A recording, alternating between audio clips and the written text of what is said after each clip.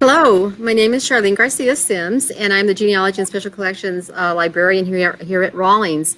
And today we have a very well-known Denver author, Angel Vigil, with us. Last week we did a tribute to Rudolfo Anaya, known as the godfather of Chicano literature. And we talked about Rudolfo the man, Rudolfo the author.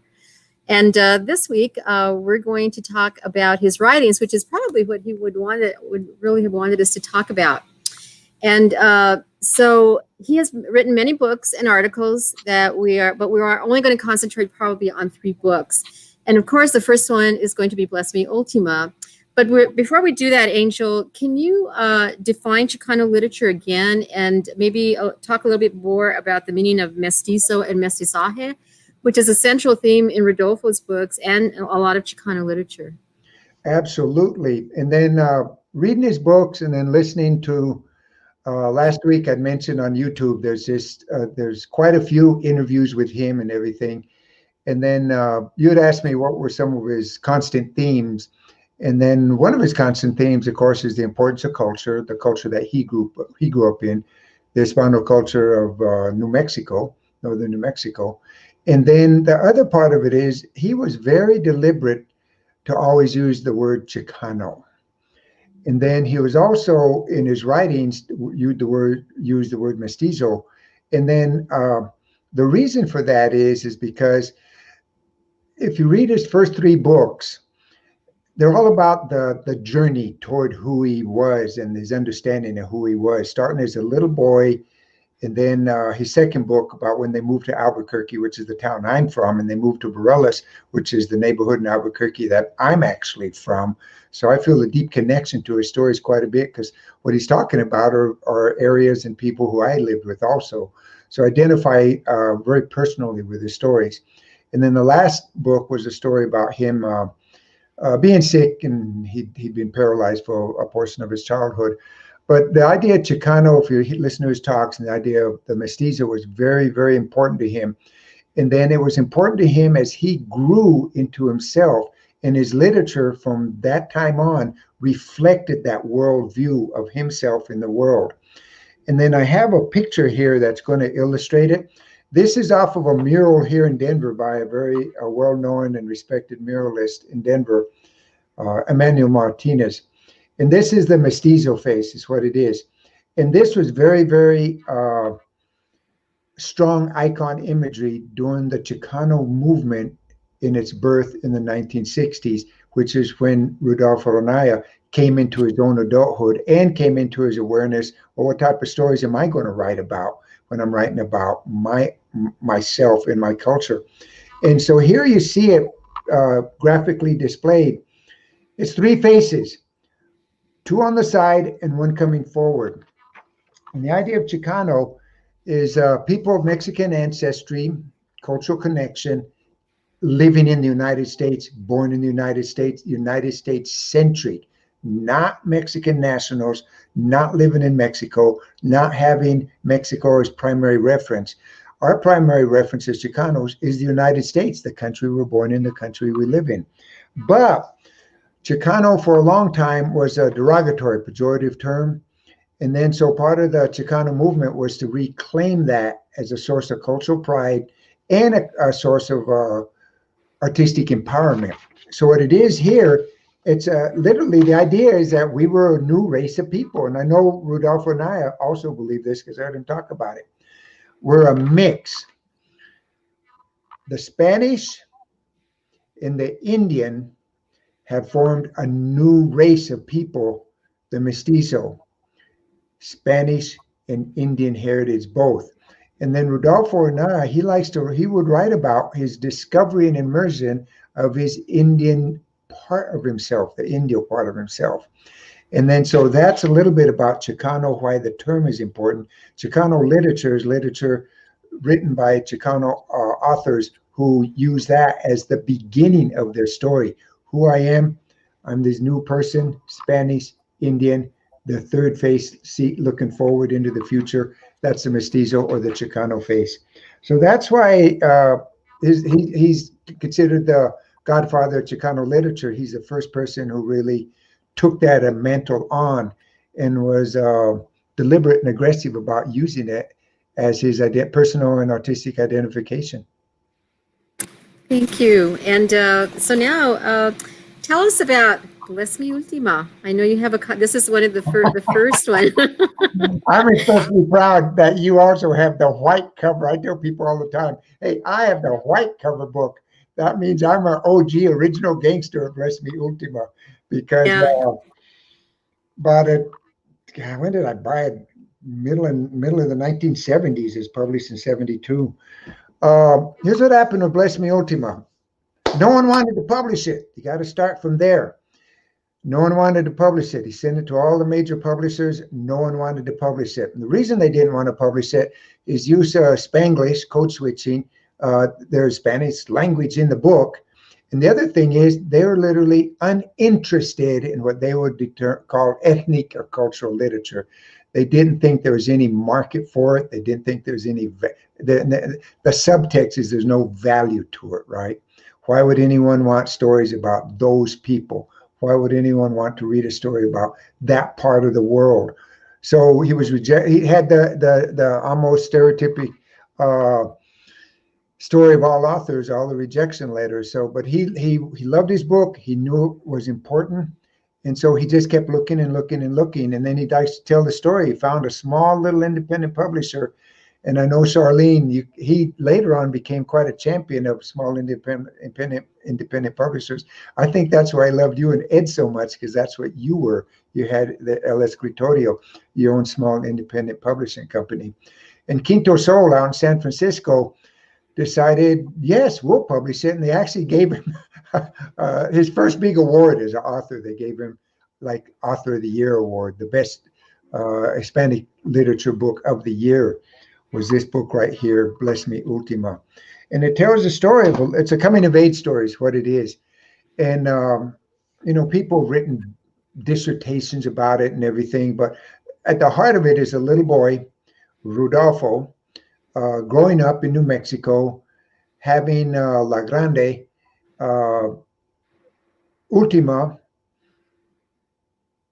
as the closest soul person towards him, even more than his parents. And the book's about the tension between his mother and his father. The other reason I relate to his book is my mom. I actually was in the seminary, St. Francis de Sales Seminary in Oklahoma City, studying for the diocesan priesthood, because as he writes in the book from the mother's perspective, a special blessing comes to a family who has a priest in the family. So my mom, minute I came out, that guy's going to be a priest, went all the way to the seminary. So that also resonated very powerful with me. The mom wanted him to be a priest. And then I grew up in a family of vaqueros in the eastern plains of New Mexico. So I really understood the vaquero perspective of the father and the tension between the desires of the father and the mother. And then underneath it is the story of Ultima, who is a curandera. And then, of course, the casting of that is the use of remedios or natural herbs or natural healings or spiritual powers. There's a term in Latin American literature called magical realism, and Bless Me Ultima has been described as a book having aspects of magical realism in it. It's a realistic story about a little boy on the eastern plains of New Mexico, but magical things happen, right? And then Ultima had this owl, right? Owl that represented her spirit and her soul. And when the owl died, Ultima dies also. So it's a powerful story, multidimensional, but what it really talks about is Chicano people in New Mexico is what the book's really about. And he liked to say that he didn't make up anybody. He just wrote about where he grew up, and he wrote about the people in his life. And that was the beginning of his work as a Chicano artist. Okay, and what did you think about the religion? There seemed like there was like Antonio was in a struggle with the Catholic religion, and then like his indigenous side. What did you gather from Well, that? you know what? This is the idea of Spain Catholic, right? Indio.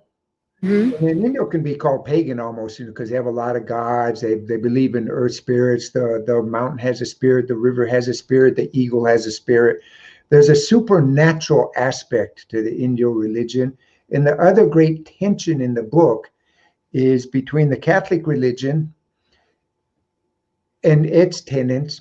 And the other great tension in the book is that his Indio side in the world of supernatural magic, if you want to call it, right? Superstition, if you want to be negative about it. But the idea that there's a spirit in the world. So the conflict between those two things, and then it's very, very, very clear through several incidents in the book, and then the struggles Antonio, the young boy, is having. He does. One of the characters is an atheist and is presented quite positively in the book. Actually, doesn't believe God answers people's prayers. Actually, because Antonio prays, nothing happens. Right? There's a big section in there when he takes his first communion. He expects the clouds to open and the heavenly bells to ring and the light to come down on him. Nothing. And then he's troubled by that as a young child. He's very troubled that he thought magic would happen when he took first communion, and nothing happened. On the other hand, he's so moved by the way Ultima talks to him and the way Ultima heals people and the way Ultima is connected to the natural world. He's very attracted to that, and that actually makes him feel better about himself and about life. And the Catholic Church continues to give him nothing. So that's another profound conflict in the book between Catholic traditional religion and the Indio world of the supernatural and the spiritual. And that's another reason people resonate with that book so much, because I think so many people feel the conflicts that little boy felt all the time, trying to reconcile so many different aspects of life and the spirit and religion and what are you going to believe in and what happens to good and bad people. One of the big problems he has is none of the bad people get punished. And that troubles him quite a bit. He thinks bad people, we were talking about this before we went on air, a child thinks bad people should be punished and not get away with being bad. And in the book, so many bad people do bad things and nothing happens to them. And that troubles him quite a bit. He thinks if there's a just God, like the Catholic Church, they should be punished and nothing happens to him. So he's a young boy in great conflict. But fortunately, the world of Ultima is extremely positive for him and makes him feel good about himself and about life. And he sees more value in the Indio spiritual life than he does in the Catholic religion. Yeah, I love it when they invite Ultima to come and live with them, and which is part of our culture. When we do that. I know that when I grew up very strict Catholic with my grandma. All she had to do was give us the eye, and we would behave, in church. And I was 60 before I even questioned, anything. And I wish I had this book to read. But did you have a favorite part of the book? Hey, that's going to sound weird. Yes, I do. I was telling you about this. I loved when Ultima died. Just the poetic way she talked to the little boy, because he's all sad and don't die and don't leave me and everything, And then Rudolfo Anaya has such beautiful language in the way she speaks to him at the end. So it's like poetry. It's the most beautiful lyrical poetry. And it's so life affirming about her spirit's going to leave, but her spirit will continue in you. Everywhere you look, you'll see me. So I just love the poetry of her death and how supportive she was of a little boy being so heartbroken about her death. And then he's resolved about it. He actually goes and buries the owl and continues on to live. And so I think the resolution of that was really good. That wasn't my favorite part of the book. And the owl, tell us a little bit about the owl, because the owl she moved in, and the owl moved in a way. Sometimes I'm talking to a college student. Sometimes I'm invited to talk to some college students, and then so I can give them a little bit more adult talk about things and everything. And I ask them, I bring up this idea about superstition and belief and science and reality and everything. And I say, and we're talking about Bless Me Ultima as a book, and I tell them preposterous things happen in it. right? Just preposterous things. This owl, once Ultima moves in, the owl moves in. The owl's always around her and everything, and then that powerful scene when the evil man is getting ready to do evil and the owl comes down and attacks him and everything, and then the fact that when the man shoots the owl, Ultima dies also. That's all like preposterous magic. Like, how does that owl thing even happen? And that's part of the Native American Indio thing, is these animals have spirits, and human beings can be connected to those animal spirits in a way that shouldn't make any sense. And then I tell people all the time, people believe in magic all the time. I see people walking around with Peyton Manning's jersey on in Denver when he was playing for the Broncos, thinking that that's going to help the Broncos win. Now I see him walking around with Von Miller's jersey, thinking that's going to help the Broncos win. People do special rituals. Everything's got to be just right before the big game happens with the Broncos, because that's going to make the Broncos win. And so I would tell them, hey, we're a superstition species. We do all sorts of things thinking it's going to affect our life and everything. So why wouldn't an owl be part of that way human beings need to relate to the environment around them? Some people dismiss the owl as a superstition, but I know people that believe that stuff pretty deeply, and you can't question faith and belief after a while. Yeah. Okay. I like that example about the Broncos. I pointed at a guy. I said, "You were involved in New Jersey. Why is that? Because you think that's going to help them win on Sunday. Don't you think that's kind of stupid?" He got all sheepish. "No, I think it's going to help him win." I said, "Well, then don't make fun of the owl." I know they would make fun of that, but not the Broncos. So one of my favorite parts of the book was, I think his first grade teacher's name was Mrs. Mestes, and he came to school not knowing any English. How could he learn to read I mean, he knew Spanish. That was his language. So how could he come to school and immediately learn to read English? So she spent extra time with him, and this is, I feel that teachers are so important, especially elementary teachers, when they give good experiences to children, and she taught him. She paid attention to him and taught him to slowly read. So that was one of my favorite parts of it. But I found something that Rodolfo said that the great breakthrough in finding his voice as a writer occurred in an evening when he was writing late at night. He was struggling to find a way to get the novel to come together. And then he says, "I felt something behind me and turned, and there is this old woman dressed in black, and she asked me what I was doing. Well, I'm trying to write about my childhood, about growing up in this small town." And she said, "Well, you will never get it right until you put me in it." I said, "Well, who are you?" And she said, "Ultima." This was an epiphany that Rodolfo believed came from his subconscious to provide him a mentor and his spiritual guide to the world of his Native American experience. And I loved when I read that, because I know that he told me that it took him 6 years to write the book, and then, a few years to publish it. But I just loved the spiritual side of him, where he said this.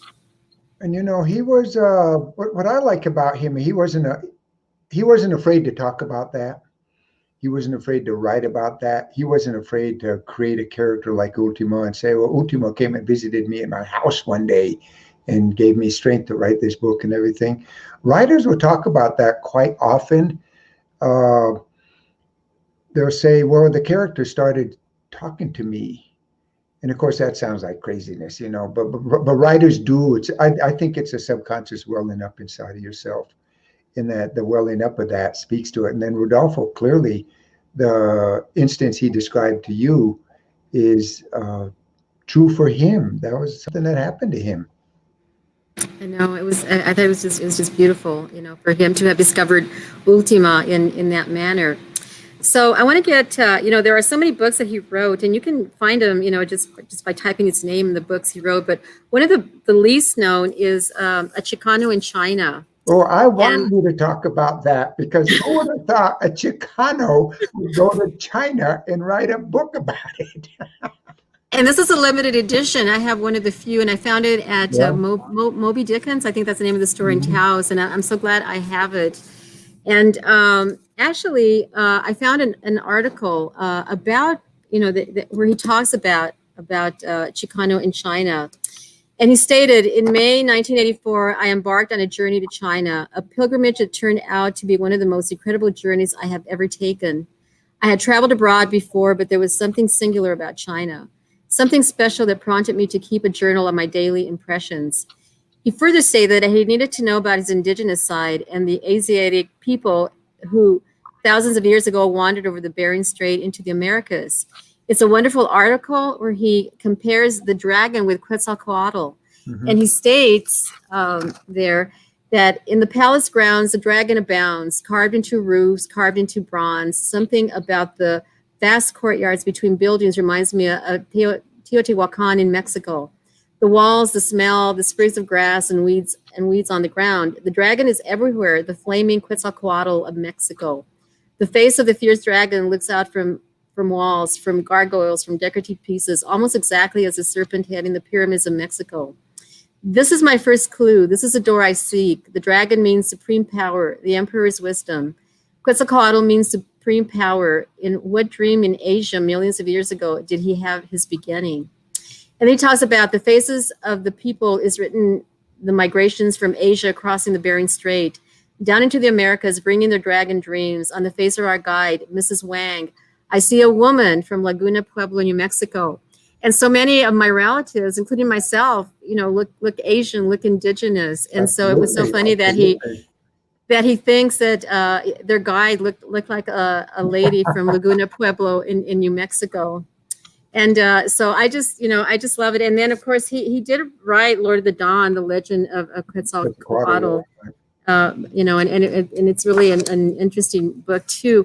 But I'm going to get back to you, and let's talk about Alburquerque. And I have the two spellings with the extra R, Alburquerque and Albuquerque. And this one here. So I want you to talk about it. And why is it misspelled? It's history. That's the only thing you can call it. It's just history. It's not misspelled. Yeah. It's also racism. It's also ignorance. It's also colonialism. It's also cultural dominance. It's such a complicated mix of how the R got taken out.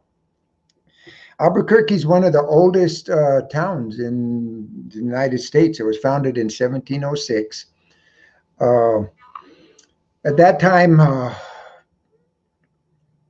the northern part of, all of the Southwest was part of Mexico. That's all you can say about it. Mexico didn't lose that land until 1848. And then so what happened is, it's called New Spain, right? It's called New Spain. It wasn't called Mexico yet. It's called New Spain. And there were these estancias, there were these grants, and the Spanish were themselves colonizing their northern territories. And then so in 1598, Juan de Oñate, he goes through El Paso, has what I consider to be not the Pilgrim thing, but the very first Thanksgiving in the New World actually was by Juan de Oñate in 1598. So they're moving up the Camino Real up through the Rio Grande Valley and everything, and they set up a village, and that's all you can call it. That's even exaggerating it in scope, because everything was so tiny in scale in those days, and had to have a name.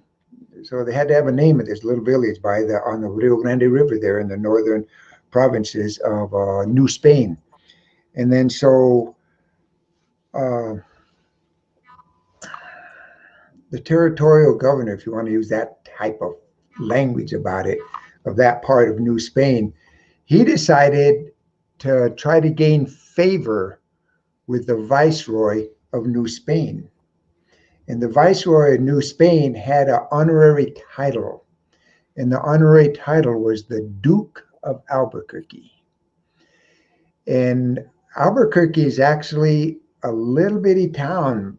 By tiny, I mean 5,000-6,000 people, very, very little bitty town in the province of Extremadura in Spain. And Extremadura is in the middle western part of Spain. Extremadura is actually kind of famous because almost all the conquistadores that came over to the New World came from Extremadura. And one of my characters I do is El Conquistador. So there's a lot of cultural reasons why all the conquistadores came from Extremadura. But Albuquerque is a little bitty town in Extremadura, right next to, close to Portugal border, because you have Spain and then you have Portugal on the side over here like this. So Extremadura would be on the western middle part of what now we call the country Spain, but it was Castile in those days. And there was a little bitty town there called Albuquerque, and it had an R in the second syllable of the word Albuquerque. And then, so that's it. That's the name of the town. The Spanish word has the letter R in it. And the Duke of Albuquerque was the viceroy of New Spain. So the man in charge of naming this little bitty village on the northern provinces of New Spain wanted to gain favor with the viceroy of New Spain and said, well, I'm going to name it after the boss, if you want to look at it like that, right? And then maybe he'll throw me a couple good things. And then, so originally it had the Albuquerque. And then when the Anglos moved in, right, and then Anglos started living in New Spain, later in Mexico and everything, they didn't care about the original Spanish language. They didn't care about the original Spanish spelling and everything. They actually misspelled it, dropped the R, and didn't care to correct it. And then that's how it now, the way you spell it nowadays is actually a misspelling of the original version of the name. I know a lot of people look at the Rudolfo Anaya's book Albuquerque and wonder why he misspelled the name Albuquerque, but it's the reverse of that. The way it's correct is the misspelling. That was the original. And then and of course that's just conjecture on my part, but knowing, if you read enough about Rudolfo, I think it's coming from his Chicano sentiment. No, we're going to spell it the original way, the way it was there before all these Anglos came in, bastardized it, misspelled it, didn't care about it, didn't care to correct it. And because they became the dominant culture in New Mexico, the misspelling is the name that took. So on purpose, he put the R back in the title of his book. I think that whole dynamic's interesting that he did that. I think it's really neat because when I first saw it, I thought, oh, is that misspelled? And I thought Albuquerque was an indigenous word because it sounds more indigenous than Spanish. And then I found out that no, it was, what you said, the viceroy's name was Albuquerque. So yeah, it is kind of funny when someone says that's misspelled. No, it isn't. No, it's not. So in the book, I love the book. I just really like it. And in there is one section about La Matanza that is so realistic, to me, because I grew up every September, going through this ritual of La Matanza. And I know this is really special to you because you and I shared almost the same experience as if we had grown up in the same town. So tell me your experience with La Matanza and why you loved this portion so much. Charlene, it's not like you and I grew up in the same town. It's like you and I grew up in the same family. We could be brothers. That's true. Because every time you bring up something, I go, yeah, that happened to me too. But that's what it's like reading his books. So I love the idea that his books have become universal, and people who didn't lead our life, which overlapped in his books, can read his books and get a sense of the power of his vision about life on Earth. But I have a picture here to show you about the Matanza. The Matanza, and Rudolfo Anaya, I was listening to him talk one day, and someone asked him a question. I mentioned this last time. You write about culture and how important culture is and everything. So we'll keep all the big stuff, but there's just too many small things. We can't keep everything alive. It's just some of the stuff's going to be lost. And then he countered that quite directly. He said, there's no part of cultural activity that is too small, that is not worth keeping. So he felt you got to keep all of it if you're going to have your culture vibrant and accessible to you and have something to pass on. So the Matanza is one of that. And he wrote about it because he grew up experiencing it. I grew up experiencing it. You grew up experiencing it. I actually have a picture of it. I'm gonna hold it up here. Hope let me get it kind of like this. Hope you can see it real clearly. Um, I'll describe it. There's my grandfather. There's my Tio Joe, and they have a home. This on the farm in Springer where I grew up. They on the Eastern Plains. They have a homemade little rack. It's what they have on it. And if you look at it, there's 3 pigs being gutted on it. And then my grandfather here, this man right, let me see if I can't get my finger going like this. This man right here, that's my grandfather. In his hand is a knife, a long bladed knife. This is my Tio Joe over here working on it. That little boy right there is me. That little boy right there is me. That's my cousin Simi right there. His name was Simon, but we called him Simi. So that's cousin Simi. Simon, and that is me right there. That's my father right behind me there. And then Rio de Matanza, we're butchering 3 pigs, and I have a very clear memory of that day. Someone took I tell kids in school about this, and they always get all freaked out about it, and I always tell them, no, it's just what happened. One of the men, and actually I'm a little boy like Rudolfo was 6 years old on the farm. They were butchering some pigs there. And that's going to be their food for the winter, actually. That's very important that they get that done the right way. So one of the men took one of the stomach of one of the pigs and washed it out and blew it up like a balloon. That memory has stuck with me my whole life because I must have been a little boy with eyes about this big. Oh, my gosh. But to him, he was just full. Just picked it up and called me over. Watch this. He blew it up. So that's my memory of the Matanza. But this is a beautiful picture of that cultural tradition of the butchering of the pigs to provide food for the family. I know my memory of La Matanza is my Tio Paul Trujillo. He was the one that killed the pig, and he everybody would gather around where they were going to butcher the pig, but it couldn't be done until my Tio Paul got there. So he would get there in his truck, and all the audience would part ways and let him walk through. And he had a nail, though. He needed a nail and and some kind of a mallet, and he knew exactly where to hit the pig because they felt that the pig had to die instantly so that there was no suffering. And we used every part of the pig. The only thing we didn't use is the ears.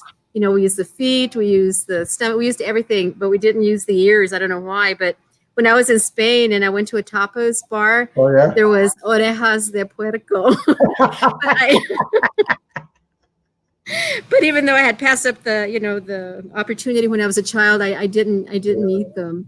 But I do remember that kept us. They used the lard for cooking, but also to make soap, lye soap. They get ash from the fire and mix it in with the lard and make soap out of that. Yeah. Some things that we would think would be gross food were delicacies: bone marrow, brains, pig's feet. And then I'd ask my mom, especially, how come you make food like that? And she says, well, nowadays you'd call us poor, but back then, all we had was the farm. There was no store to go to. Everything we grew on the farm was the only food that we had. And that's why we had to eat all of it. Yeah. I know. And the chicharrones, let's not forget don't forget that part. With potatoes. But so I have a couple of questions. Why is it so important to publish more Chicano literature or ethnic literature in general?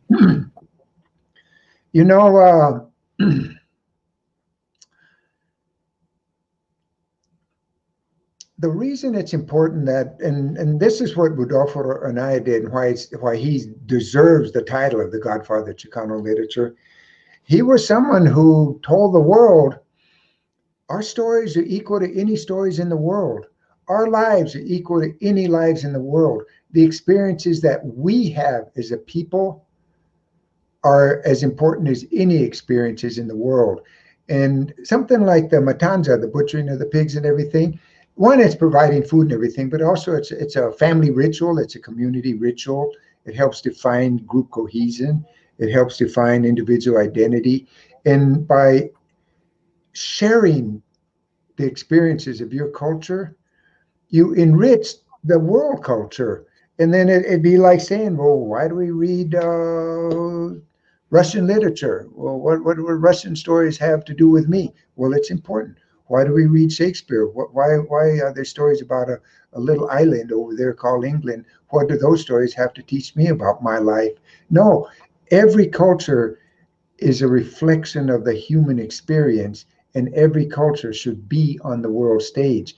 And then, so someone like Rudolfo Anaya writing a book like Bless Me Ultima, he almost throws down the gauntlet and challenges the world to recognize Chicano people as a people with a story to tell that will enrich people's understanding of the human story worldwide, and that we would have an equal place in the pantheon of world literature to any literature in the world.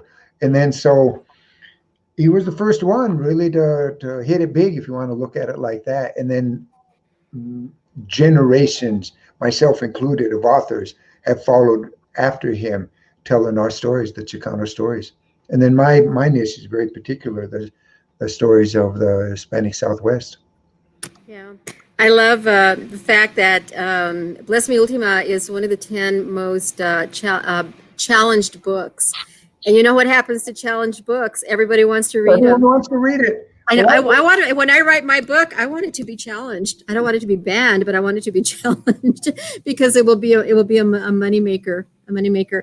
I have one last question. How can we get publishers to take ethnic literature seriously, written by ethnic authors? Because it just seems like, the big publishers just won't take them. Sometimes, they will send them to a subsidiary, which is fine, but why won't they, after all these years, take more of this literature seriously to publish? My answer is a hard one. One is called business, and the other one's called racism, systemic racism. That's why my answer is a hard one. One of my publishers, when you went into his office to talk to him about your book and everything, sign the contract, do all that, there was a sign outside his book, outside his office, and you had to read it before you went into his office. And it said, the purpose of a business is to make money. And when I went in, it shocked me, because I thought the purpose of a book business was to make art, right? The literature. He said, no, that's not the purpose of my business, like all book businesses, is to make money. And the only reason we're going to publish your book is because we think it's going to sell, and we think we're going to make some money, and you'll get a little money, we'll make a lot of money. That's the whole purpose of all this. It's not art, it's to make money. And we're in the business of selling books. So part of it is a cold calculus on their part. Is there a market for these books? Are we going to sell enough of these books? And I know in the book industry nowadays, the collapse of what's called the middle category, right? You're going to have your niche books, cooking books, memoirs, a book that might break through in a niche. And then you're going to have your giant big sellers that might be made into a movie, be optioned into a movie. Those are the only two categories. The mid-range author, no one's interested in those books anymore, because publishers don't think they'll sell enough books. And then the idea of systemic racism is really floating around, our new awareness of it now, especially in 2020, is these systems that are designed that there's only one story people are going to be interested in, and those are stories from the dominant culture, which would be the Anglo culture in the United States. Those are the stories that are going to sell. And any other stories, they're not going to sell enough for a publisher to be interested in him. And that's why Rudolfo was so supportive of the small independent publishers, because he felt, in his own experience, they're the only ones going to be interested in publishing these smaller sales books, until he became so famous that then he started. But it took 20 years for a hardback copy of Bless Me Ultima to come out, right? It was in paperback for almost 20 years. 20 years. It really did. So that's an example. He'd sold hundreds of thousands of copies before a large book publisher decided, well, we're going to make a lot of money. But if Quinto Sol had not decided 20 years earlier to bring that book out, the growth of Chicano literature would have been delayed at least a full generation. So it's a problematic question for anyone any author on any book is going to have trouble getting it published. And then so any author writing within a niche little category, ethnic or cultural literature, has to find a publisher with enough belief in the book to think that it's going to sell copies. That's the calculus of it. Thank you. It makes me easier to understand, but it's kind of sad because I have learned so much from, people like Sherman Alexie and, of course, Toni Morrison and, Alice Walker and Amy Tan, and all this, the ethnic literature. I learned so much about their cultures, and I want to learn about all cultures. So I'm hoping that the future maybe will hold more ethnic literature, even if it's self-published or published by small publishers. Eventually it grows like Rodolfo's book did. So thank you very much. I'm going to close, but would you like to say anything, Alice, at this point? Yes, I would. We've spent a lot of time talking about Bless Me Ultima. Start with this book, all right? I invite you to come into the world of Chicano literature and Rudolfo Anaya. Start with this book. Absolutely start with this book. I have 5 pages of his books here, and his plays and his children's books and everything. Don't stop with Bless Me Ultima. Go to some of his other books. He wrote 16 novels. His first books were a trilogy about him growing up. Ended up with, we got here Tortuga, but it had Bless Me Ultima, Heart of Aslan, Tortuga, the trilogy. He has the Sunny Baca stories. They're mystery detective stories, if that's a genre that you like quite a bit. He has at least 10 children's books that would be wonderful books to start with. So come into the world of Rudolfo Anaya, come into the world of Chicano literature. It's a rich, rich, rich world. You will be yourself connected to the human experience by reading those books. Start with Bless Me Ultima and go to some of his other books. I invite you in. He invited you in. Yeah, one of the children's book is how hollyhocks came to New Mexico. Another one is about, how chili peppers. So thank you so much. And all these books, we have them for checkout in the library. You can get them by curb service. You can come in and get them, but get them and, check them out and read them. So thank you, Angel. I hope that people who saw the 2 tributes that we did last week and today go online and read about Rodolfo and listen to some of his conversations. He has that wonderful voice and what I call that New Mexico twang, soft, strong, resilient, that manito accent.